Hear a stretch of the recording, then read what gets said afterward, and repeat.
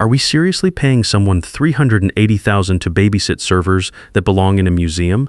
Nicholas Pierce's voice cut right through the glass conference room, like he was announcing some kind of corporate crime.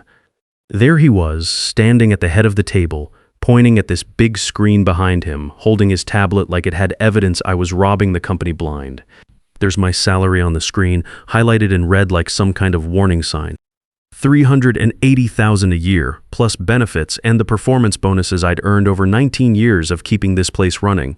I'm standing maybe 30 feet away by the coffee machine, mug halfway to my mouth, watching this whole show through the glass walls of our open office setup.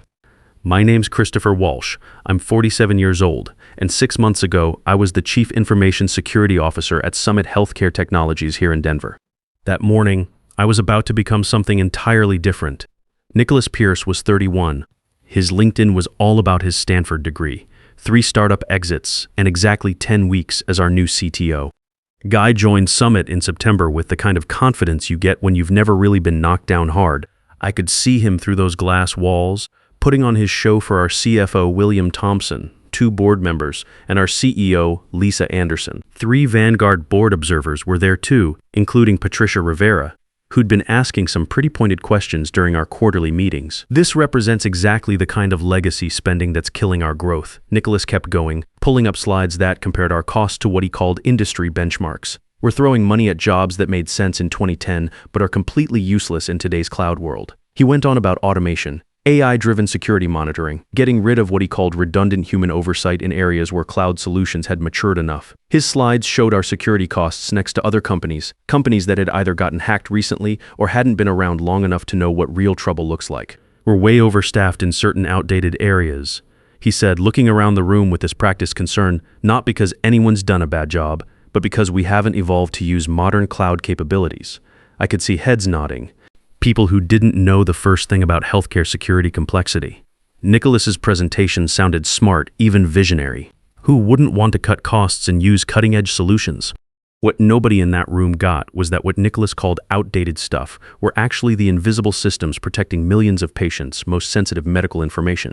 After the meeting, he caught me by the elevators. Smooth approach, practiced, the kind of conversation that felt casual but was clearly planned. Christopher, right? He stuck out his hand with this smile that didn't quite reach his eyes. I want to schedule some time next week. Deep dive into your infrastructure and what you actually deliver. Sure thing, I said. Happy to walk through our security setup and compliance frameworks. Perfect. And bring detailed documentation about your systems and processes. I want to understand what can be automated effectively and what actually needs human judgment. That phrase, human judgment, he said it with just enough doubt to make his position clear. In Nicholas's world, human judgment was basically a problem to be solved with better technology. That should have been my first real warning. But listen, I'd survived 4 corporate buyouts, 5 different CEOs, and countless reorganization initiatives. I knew how to prove value, show necessity through numbers and risk assessments. I'd weathered these storms before by proving my worth with data and results. Looking back, that confidence was pretty naive. I was treating this like a normal corporate challenge, where being good at your job and having documentation would save you. But Nicholas wasn't evaluating my performance or how effective I was. He'd already decided my role was unnecessary expense. Here's the thing about my job that nobody really understands. I'm a cybersecurity guy, not exactly exciting dinner party conversation. People's eyes glaze over when I explain what I actually do. But that boring title was the difference between a $2.1 billion healthcare company operating safely within complex regulations and that same company facing catastrophic federal penalties for exposing patient data. I've been married to Jennifer Walsh for 24 years. She's a retired nurse who still volunteers at the community health clinic twice a week. Our son Anthony Walsh is 19, sophomore at University of Colorado, studying pre-med. Between his tuition, our mortgage on this ranch house in the Denver suburbs, and the comfortable middle-class life we'd built over nearly 25 years, my $380,000 wasn't excessive. It was fair pay for someone who'd built and maintained the invisible infrastructure keeping a multi-billion-dollar company compliant with HIPAA, state health regulations, and federal data protection requirements across 31 different jurisdictions.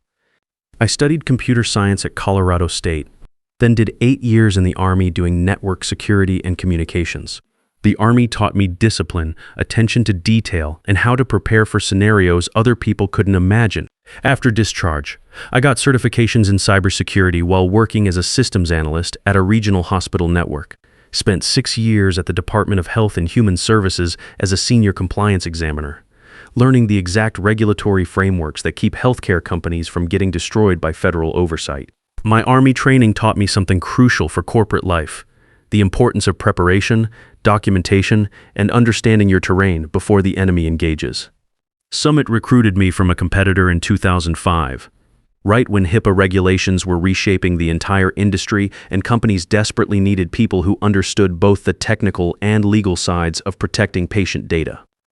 Over 19 years, I'd built relationships with regulators, designed security systems, and prevented the kind of data breaches that could destroy a company overnight. But here's what Nicholas Pierce didn't understand when he showed up last September. My work wasn't the kind that made headlines or closed big deals. I didn't manage profit and loss or pitch new clients. Instead, I designed and maintained the complex security setup that allowed everything else to function: HIPAA compliance, state data protection laws, international privacy frameworks, breach notification protocols, audit requirements. Each regulatory body had its own requirements, reporting schedules, examination protocols, and enforcement philosophies. I knew which specific examiner at which agency cared about which security markers. I understood which regulations had serious enforcement teeth and which ones were basically just paperwork exercises.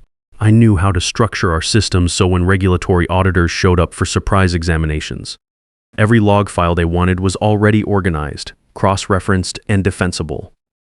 That knowledge doesn't transfer easily.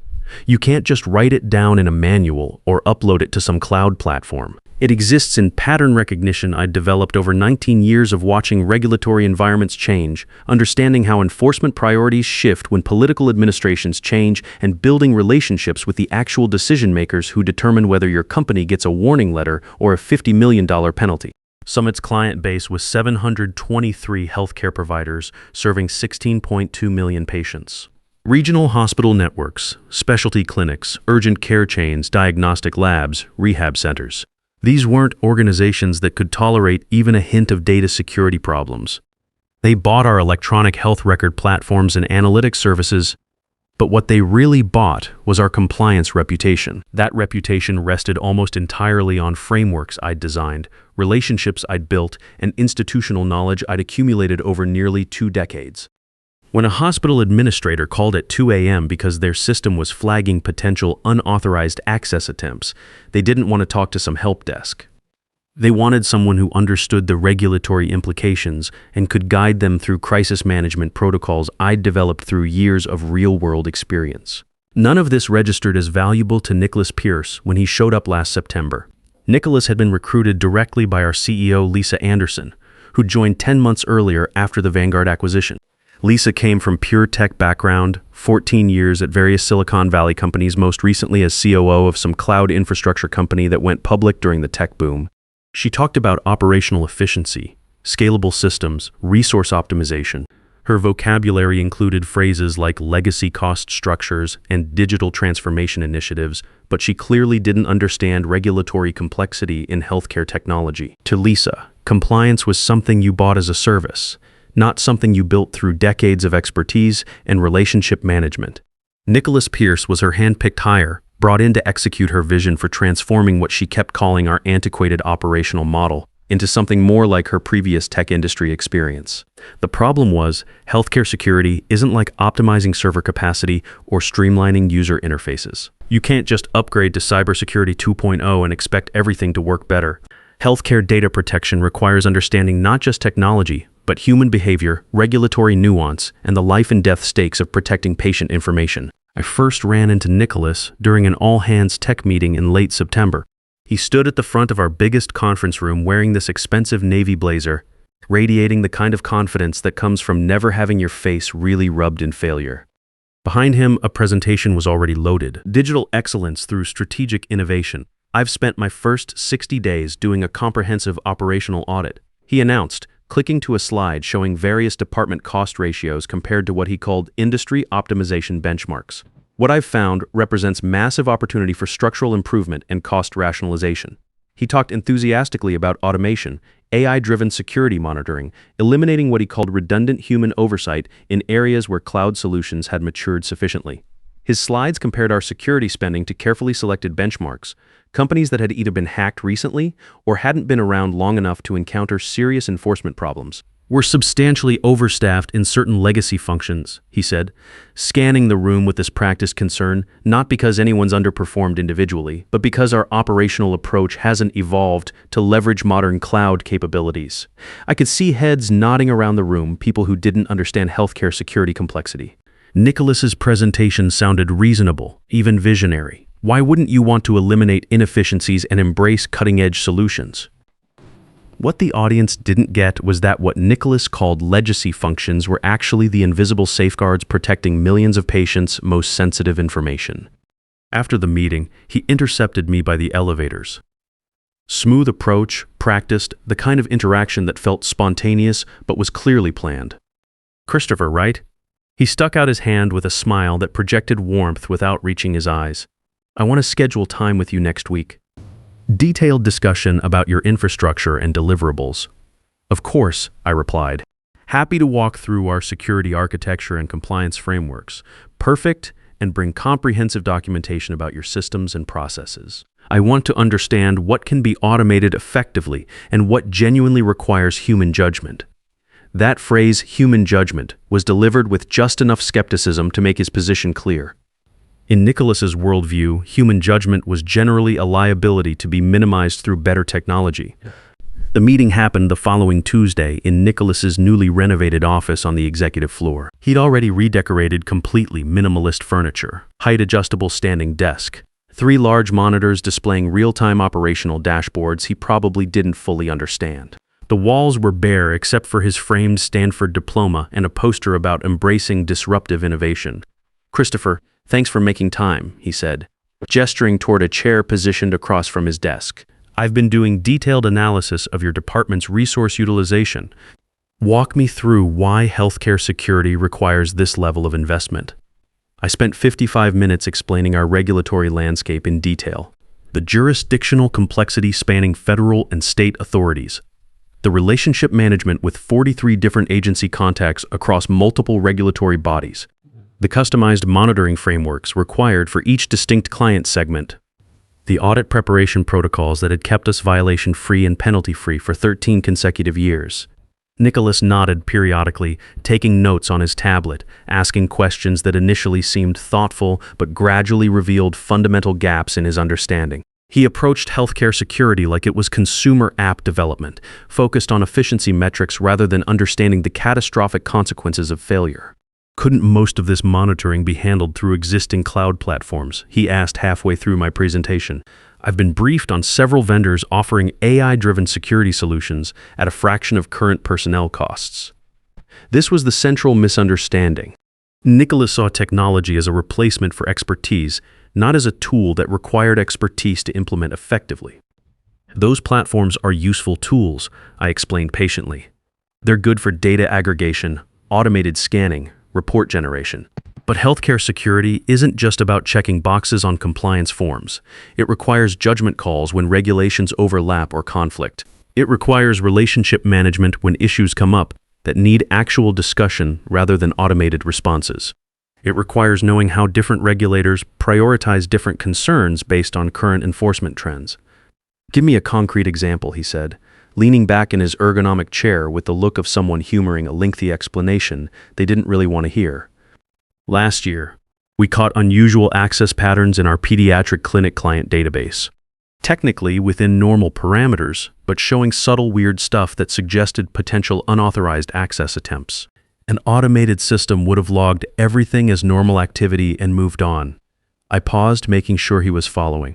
Instead, I called their IT director directly, walked through my analysis, and we discovered a terminated employee had been systematically accessing patient records using shared credentials.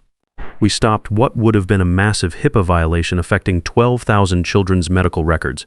Nicholas was typing notes, but I could tell he was already formulating his response rather than absorbing what I'd just said. "That client renewed their contract for 5 years and upgraded to our premium security tier," I continued.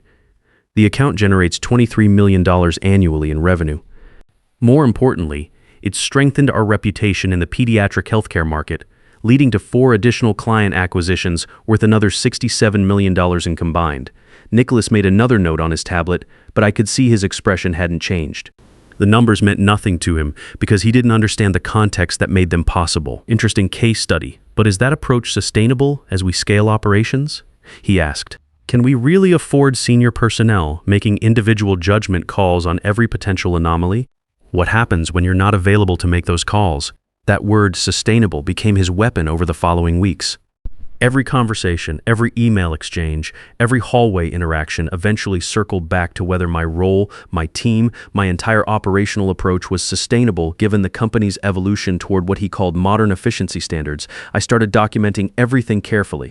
Every question he asked, every suggestion he made, every hint that my position was being evaluated not for performance outcomes, but for cost reduction opportunities. My Army training had taught me the importance of keeping detailed records, especially when you suspect you're being set up for elimination. In the Army, we had a saying, prepare for the battle you don't want to fight. I'd learned that lesson during my deployments. The enemy gets a vote in your plans, and the best defense is thorough preparation for scenarios you hope never happen. In mid-October, I had lunch with Jonathan Hughes, an old colleague who'd recently left a competitor after their security director got terminated during a strategic restructuring initiative. We met at a quiet restaurant downtown, the kind of place where healthcare tech professionals have sensitive conversations away from corporate ears. Let me guess the pattern, Jonathan said after I described Nicholas's persistent questioning about operational sustainability. New executive with consulting background thinks cybersecurity is basically a software subscription you can buy instead of actual expertise. That's pretty much it, I replied. He keeps asking why we can't just automate everything with cloud platforms. Jonathan laughed, but there was no humor in it. Christopher, they fired our director 5 months ago, replaced him with a junior manager and a cloud platform that cost $180,000 annually. Want to know what happened last month? Tell me. HHS showed up for a routine HIPAA audit. They found 31 documentation gaps, 14 access control violations, and 6 potential material breaches. We're now facing enforcement penalties in the 8-figure range. He paused to take a sip of coffee, letting that sink in. Plus, we've lost 5 major hospital clients who cited security concerns in their contract termination letters. Each one of those clients had been with us for over a decade. My gut dropped. This felt like bad news coming my way. The director they fired tried warning them during his exit interview. Jonathan continued. He documented every single risk in writing, submitted a comprehensive transition plan that would have taken 8 months to implement safely.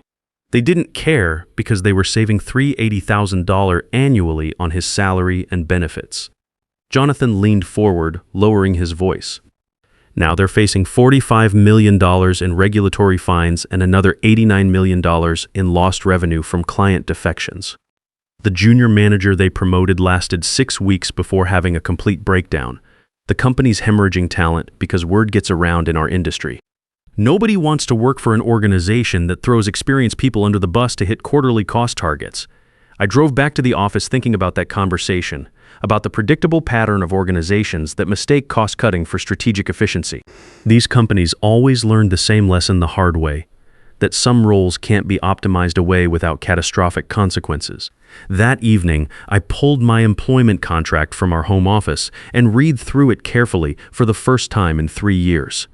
Jennifer was grading community college nursing exams in the living room, while I spread the documents across my desk under the warm glow of my reading lamp. Article 9, Section 4, Subsection B practically jumped off the page. This language had been negotiated by my attorney Amanda Wilson during the Vanguard acquisition process. At that time, the private equity firm's due diligence team had identified significant key personnel risk concentrated in my specific role. The due diligence report had been explicit. Summit's regulatory compliance and security reputation rests almost entirely on institutional knowledge concentrated in a single individual. Loss of this expertise without proper succession planning represents material risk to client retention and regulatory standing. The contractual language was their protective mechanism, a way to ensure that if my institutional knowledge disappeared suddenly, there would be financial consequences substantial enough to discourage careless management decisions. The clause said that if my position was eliminated or materially restructured without following specific protocols, including a 150-day transition period, formal board approval, documented risk mitigation plans, and client notification procedures, it would trigger automatic acceleration of all deferred compensation, unvested equity grants, and performance bonuses tied to security metrics accumulated over my entire 19-year tenure. More significantly, it included penalty provisions if my departure caused disruption to client contracts. Several of our largest healthcare providers had contractual continuity clauses requiring notification and approval of any changes to senior security personnel. Those weren't suggestions or preferences. They were contractual rights with termination provisions, allowing clients to exit agreements without penalty if requirements weren't satisfied. I'd warned Vanguard about these complexities during acquisition due diligence. They'd built these protections specifically because their financial analysis clearly showed what would happen if institutional knowledge concentrated in key roles disappeared suddenly without proper succession planning. But that was 3 years ago. New executive leadership, new operational priorities, new managers who hadn't been part of those original negotiations and apparently hadn't bothered reviewing the documentation that came with their acquisition. Jennifer appeared in the doorway with 2 cups of tea, her reading glasses pushed up on her forehead. "You look concerned," she said, setting one mug on my desk next to the neat stacks of legal documents. "Work problems, potentially," I said. "The new CTO seems determined to eliminate my position as part of his efficiency initiative." She sat in the chair across from my desk, the same spot where we discussed Anthony's medical school applications and financial planning 2 years earlier. Our son's tuition at University of Colorado was substantial, but we'd planned carefully for that expense. "Are you worried about finding another job?" she asked. "Your reputation in the industry is solid. Jonathan found something within a month after his situation. It's not about finding another position, Jennifer. It's about them understanding what they're actually eliminating." I showed her the contract language, walked through the protection clauses Amanda Wilson had negotiated, explained the client contract implications in detail. Jennifer read through everything with the methodical attention she'd once applied to reviewing medical charts during her nursing career. "They really didn't review any of this?" she asked finally. "The current leadership team wasn't part of the original acquisition negotiations." Nicholas has been here 10 weeks. Lisa came from a completely different industry where regulatory compliance means something entirely different. They see numbers on a spreadsheet representing cost, not the invisible systems that protect those numbers from regulatory catastrophe. Jennifer set down her tea and looked at me with that direct gaze that had helped her navigate 30 years of healthcare crisis. "What happens if they proceed with their plan? Then they learn what expensive actually means." On October 23rd, I drafted and sent a formal memo to Nicholas Pierce, Lisa Anderson, our General Counsel Matthew Sullivan, and Board Liaison Patricia Rivera. The subject line was direct: security role restructuring, contractual considerations and risk assessment. I laid out Article 9, Section 4, Subsection B explicitly, including the full text of the clause. I detailed client contract implications, attaching a comprehensive spreadsheet showing which specific healthcare providers had continuity requirements in their master service agreements. I included a detailed risk assessment projecting potential exposure if my role was eliminated without following contractual protocols. The document was 12 pages long, carefully researched, and professionally devastating in its implications. I'd learned in the Army that the best way to avoid a firefight is to make the enemy understand the true cost of engagement before the shooting starts. Nicholas responded within 2 hours via email. "Thanks for the input, Christopher. We'll take this under advisement as we finalize our planning." Matthew Sullivan sent a separate message. "Christopher, I'll review the contractual language with outside counsel and coordinate with HR. Appreciate you flagging this." That was their entire response. No follow-up meeting, no detailed review session, no indication they understood the magnitude of what I'd outlined. Just acknowledgement and filing away, probably in the same digital graveyard where they'd stored countless other documents they considered procedural noise. 3 weeks later, I got a calendar invitation. Strategic Workforce Planning Session, Executive Conference Room, all leadership, November 15th, 9 a.m. I knew immediately what this meeting was about. The choreography was too familiar from similar sessions at previous companies during my career. These weren't collaborative discussions about organizational development. They were carefully scripted termination events designed to create the illusion of due process, while witnesses documented that proper procedures had been followed. I arrived at the office at 8:45 a.m. on November 15th. The executive conference room sat in the northeast corner of our 32nd floor headquarters, with floor-to-ceiling windows offering panoramic views of the Denver skyline. Beautiful setting for what was basically a corporate execution. Lisa Anderson sat at the head of the polished conference table, expression professionally neutral. Nicholas Pierce positioned himself to her right, laptop already connected to the projection system, radiating the confidence of someone who thought he was about to solve a major operational inefficiency. Matthew Sullivan was reviewing documents with unusual intensity. William Thompson looked distinctly uncomfortable, adjusting his tie repeatedly and avoiding direct eye contact. The three Vanguard board observers were present, including Patricia Rivera, whose sharp financial mind had been asking pointed questions during recent quarterly reviews. Nicholas stood and activated his presentation. Good morning, everyone. Thank you for attending this important workforce optimization session. As we approach year-end planning, it's essential we examine our organizational structure with fresh perspective and strategic clarity. The first slide appeared, Operational Excellence through Strategic Restructuring. Today's discussion focuses on legacy operational roles that may no longer align with our growth trajectory and modern technological capabilities. He continued smoothly. The next slide showed departmental expense breakdowns. Cybersecurity represented 28% of operational overhead, highlighted in bright red with an arrow pointing specifically to my position and compensation package. I want to be absolutely clear, Nicholas said, his tone carefully modulated for maximum reasonableness. This discussion isn't about individual performance or historical contributions. Christopher Walsh has been a valued team member throughout his tenure. However, security technology has advanced substantially over the past decade. Cloud platforms can now handle regulatory monitoring with 99.8% accuracy at a fraction of current personnel costs. Has been a valued team member, past tense, not is. The language choice was deliberate. Another slide appeared. Security Modernization Roadmap. Phase 3 showed legacy role transition with estimated annual savings of $430,000. No name was listed, but everyone in the room knew which position that represented. Patricia Rivera spoke up, her voice measured and professional. What's the proposed transition timeline, and what risk mitigation protocols are being implemented? Excellent questions, Nicholas replied smoothly. We're proposing a 90-day knowledge transfer period to our newly hired security manager, with full transition to cloud monitoring systems by February 1st. 90 days, not the 150 days explicitly required by my contract. Matthew Sullivan raised his hand slightly. Have we conducted comprehensive review of contractual implications of this restructuring? HR has confirmed all employment agreements include standard at-will termination provisions, Nicholas said confidently. This is a legitimate business efficiency decision, fully within our operational authority. He clearly hadn't read Article 9, Section 4, Subsection B. Or he'd read it and fundamentally misunderstood its implications. Any other questions before we move to implementation specifics? Nicholas asked, scanning the room with practiced confidence. I could have stayed quiet. Let them continue their presentation, signed whatever paperwork they'd prepared, accepted their severance package, and let them congratulate themselves on decisive leadership and operational efficiency. But sometimes the most effective tactical response is the one nobody sees coming. I stood slowly, reached into my leather portfolio, and placed a sealed manila envelope directly in front of Lisa Anderson.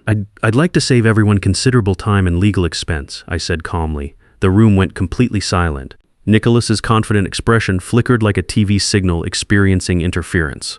Christopher, there's no need for dramatic gestures, Lisa said, trying to maintain control of the meeting. We haven't even discussed transition support and severance arrangements.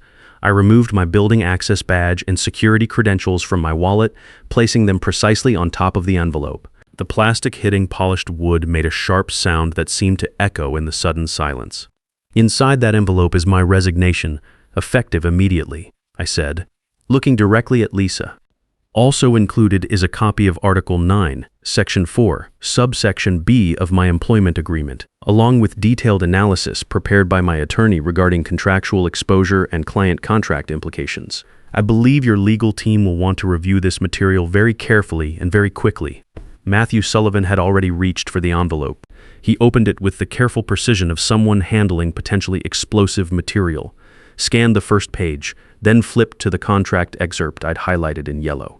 I watched his face change, eyes widening, jaw tightening, color draining as the implications became clear.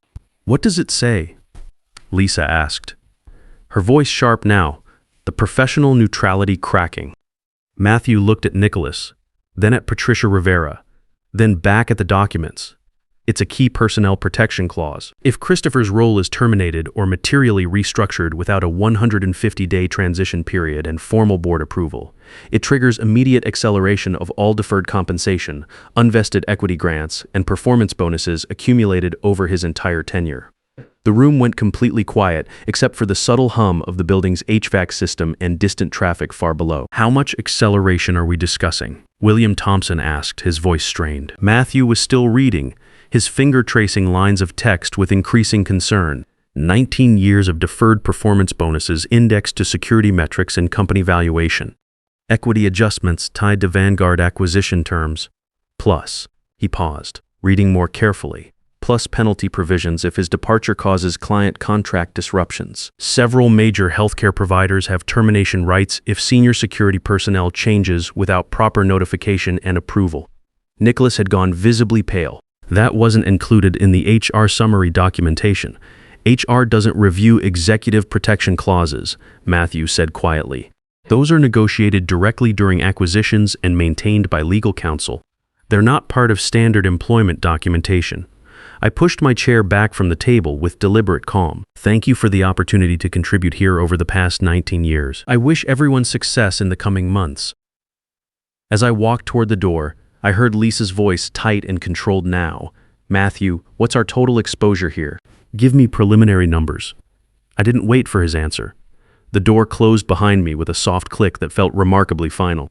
By the time I reached the parking garage, my phone was buzzing insistently. 6 missed calls from office numbers I recognized, but chose not to answer. 3 days later, Patricia Rivera from Vanguard called personally. Christopher, the board recognizes there were substantial failures in how this restructuring was handled. We'd like to resolve this matter efficiently and professionally. The final settlement was executed within a week. $520,000 in accelerated compensation, plus consulting fees to help transition my institutional knowledge properly over 6 months. Nicholas Pierce was quietly reassigned to special projects reporting directly to Lisa. Lisa Anderson announced her departure 2 months later for a new opportunity in pure technology. Within a month, Dorothy Martinez from Secure Health Partners in Boston called with an offer I couldn't refuse. Senior partner, equity stake, complete autonomy to build my own cybersecurity team focused exclusively on healthcare compliance. Today, sitting in my corner office overlooking Boston Harbor, I've learned something important. The most satisfying professional revenge isn't emotional or vindictive. It's contractual, documented, and entirely self-executing. Sometimes you have to walk away from everything you've built to discover what you're genuinely worth. And when you finally find people who see you as the solution instead of the problem, you understand you made the right decision. In the Army, we called it tactical patience. Letting the enemy make the first move, then responding with overwhelming force at the moment of maximum advantage. 19 years of institutional knowledge doesn't disappear when you eliminate a position. It walks out the door and takes $145 and worth of client relationships with it. The most expensive mistakes companies make aren't from bad decisions. They're from good people who didn't bother reading the fine print before making those decisions. Nicholas, last I heard, he's still doing special projects. Sometimes the fine print matters more than the big presentation. Your biggest protection in corporate life isn't being loyal or working hard. It's understanding the legal fine print that governs your value and having the patience to let arrogant people expose their own stupidity. The companies that survive and thrive are the ones that respect institutional knowledge instead of throwing it away to impress some board with quarterly savings that turn into million-dollar disasters.